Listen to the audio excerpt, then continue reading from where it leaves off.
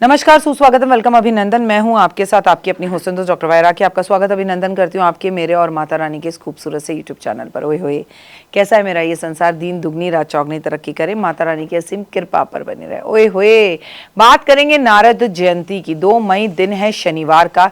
क्यों मनाई जाती है नारद जयंती? लेकिन कार्यक्रम की शुरुआत हमेशा की तरह बिलीव इन कर्मा।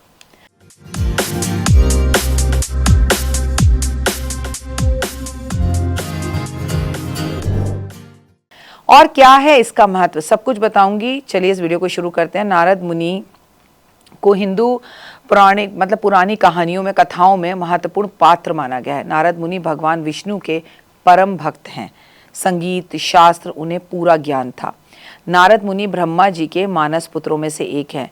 नारद मुनि ने कठोर तपस्या करके ब्रह्म ऋषि की पदवी प्राप्त करी है। ये कोई छोटी पदवी नहीं है। इस देव ऋषि भी कहा जाता है। ये पद उन मुनियों को मिलता है जो तीनों लोक के ज्ञाता होते हैं और ये तीनों लोक में कभी भी आ जा सकते हैं। तो ये थे नारद मुनि का छोटा सा परिचय। वो कल युग, सत्य युग, त्रेता युग, किसी भी द्वापर युग, कहीं पर भी कभी भी आ जा सकते हैं, उन्हें कोई रोक नहीं सकता। नारद मुनि की ये सृष्टि के पहले पत्रकार हैं, ये भी कहा जा सकता है। बिल्कुल सही बात है कि नारद मुनि जो है सृष्टि के पहले पत्रकार हैं। देव ऋषि नारद जी की सृष्टि का पहला पत्रकार कहा जाता है। इसकी वजह ये भी है कि नारद तीनों लोकों में आ जा सकते हैं और इधर की खबर उधर, उधर की खबर इधर करना उनकी आदत है। वो एक लोक का संदेश दूसरे लोक में पहुंचाते हैं और देवताओं को भगवान से और भगवान को देवताओं से लड़ाते हैं। लेकिन किस लिए? सिर्फ अच्छे काम करने के लिए। उनकी मंशा कभी गलत नहीं होती और कई लोग उन्हें चुगलखोर के नाम से भी जानते हैं।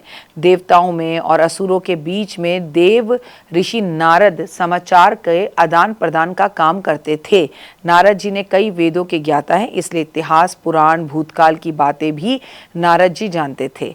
मैं अगर बोलूं, व्याकरण, ज्योतिष, आयुर्वेद की भी कोई ऐसी विद्या नहीं है जिसके वो बड़े विद्वान नहीं थे। इसके अलावा इसके साथ साथ योग, संगीत की विद्या भी नारद मुनि बहुत अच्छे से जानते हैं।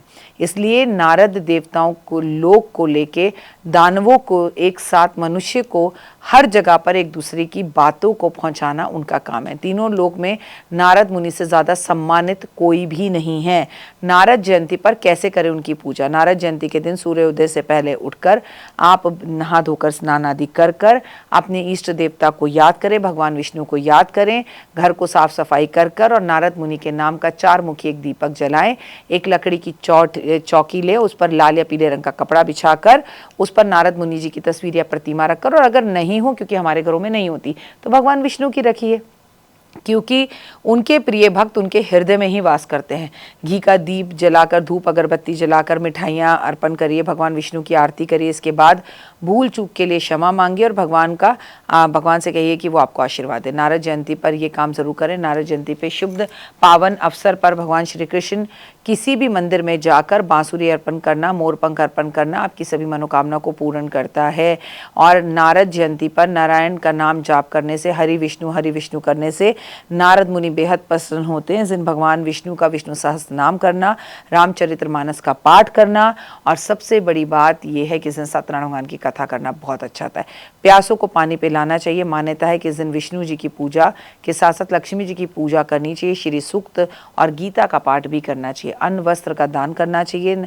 और नारद जी ने माता पार्वती को भगवान शिव के विवाह का एक महत्वपूर्ण भूमिका निभाई थी, जैसा कि मैंने शुरू में आपको कहा। तो इस दिन रामचरितमानस, शिव पार्वती विवाह की कथा करना और उनकी गाथाएं करना, क्योंकि माता पार्वती का भी विशेष आशीर्वाद नारद जी पर है। माना जाता है इस दिन ब्राह्मणों को भोजन कराना बड़ा ही फलदायक होता है और ज़रूरतमंदों को दान दक्षिणा देना बहुत अच्छा होता है। और ऐसा भी कहा जाता है कि उनका हथियार नहीं, वीणा थी उनके हाथ में, और वीणा वादक माना जाता है। देव ऋषि वीणा बजाने में माहिर थे। उनकी वीणा की ध्वनि देवता, ऋषि, मुनि, स्वयं भगवान विष्णु को मंत्रमुग्ध कर देती थी। माना जाता है कि स्वयं संगीत की देवी माता सरस्वती नारद की संगीत की शिक्षा दी थी। इस वजह से ही नहीं, ये वजह एक और भी है कि नारद मुनि ने कभी भी इसी वजह से विवाह नहीं किया। नारद मुनि ने आजीवन अविवाहित रहना चाहा और भगवान की भक्ति करनी चाहिए, नारायण नारायण ये किया। बचपन में तो आपने देखा ही है उन्हें, और ऐसा कौन बच्चा है जिसने उनकी एक्टिंग नहीं करी या स्कूल में कभी उनका करेक्टर नहीं किया। इसलिए उन्हें विवाह नहीं किया। पुराणों के अनुसार इस दिन ब्रह्मा जी ने नारद जी से विवाह करने की बात कही थी, लेकिन नारद मुनि ने इनकार कर दिया था। पिता के कई बार कहने पर भी जब नारद नहीं माने तो ब्रह्मा जी ने अपने पुत्र नारद को श्राप दिया था कि तुम आजीवन अविवाहित ही रहोगे। तो भैया इस दिन अगर आप उन्हें एक वीणा अर्पण करते हैं तो इससे आपका मान सम्मान प्रतिष्ठा बढ़ता है। एक हाथ में वीणा पकड़े हुए, और वे चाहे इस लोक में रहें या उस लोक में रहें, आपकी मनोकामनाओं को तुरंत पूर्ण कर देते हैं, लेकिन हर 2 क्षण में नारायण नारायण का जाप जरूर करते हैं। आप यकीन नहीं मानेंगे, मानकर देख लीजिए, शायद आज के बाद आप नारद मुनि के जो है ना ज़बरदस्त फ़ैन हो जाएं। अगर कोई एक ऐसी विश जो अब तक पूरी नहीं हुई, नारद जयंती पर इंटरनेट से उनकी एक तस्वीर निकाल कर उनके सामने घी का दिया जलाकर उनकी पूजा करनी आरंभ करिए। 2 मई शनिवार का दिन, और पीपल के पेड़ पर भी आज के दिन आपको हरि विष्णु को प्रणाम करते हुए शहद पान के पत्ते पर रखकर अर्पण करके आना है। फिलहाल दीजिए इजाजत, नमस्कार, जय माता दी। तो देख ली वीडियो, कैसी लगी, पसंद आई? चलिए, हो सकता है किसी को पसंद ना भी आई हो, लेकिन अगर हृदय से आप इन उपायों को करेंगे तो आपका फायदा जरूर होगा। बहुत मेहनत करते हैं हम ये वीडियो बनाने के लिए, और मैं ही नहीं, सब। तो अगर अभी तक आपने मेरे चैनल को लाइक, सब्सक्राइब, शेयर नहीं किया, जरूर कर लें।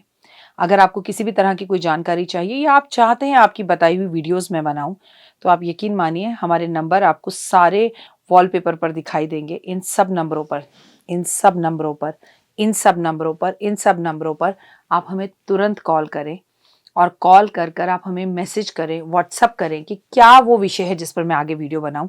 आप जो विषय मुझे देंगे उस पर मैं वीडियो बनाऊंगी। और हाँ, रुकिए, जाइए मत।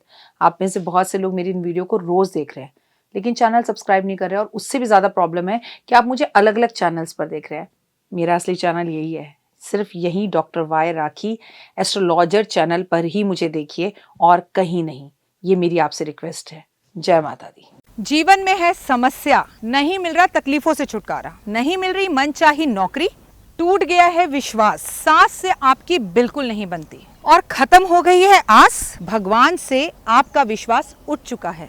टैरो के 78 कार्ड खोलेंगे भविष्य का राज। सरकारी नौकरी से हैं आप कोसों दूर, कुंडली जगाएगी कुंडली जागरण, कुंडली बताएगी आपका भविष्य। ऊपर से ये जादुई हवाएं, ऊपरी हवाएं, जादू टोना तंत्र विद्याएं, पति पत्नी और वो, करना होगा खुद पर विश्वास। दीजिए मुझे भी एक मौका, अपनी कुंडली दिखाइए, टैरो कराइए, लेकिन अपनी जिंदगी को जल्द बदलवाइए। मैं हूं डॉक्टर वाई राखी। आप मुझसे बात कीजिए, फ़ोन कीजिए, अपॉइंटमेंट लीजिए, आपकी ज़िंदगी के अंदर आएगा ज़बरदस्त बदलाव।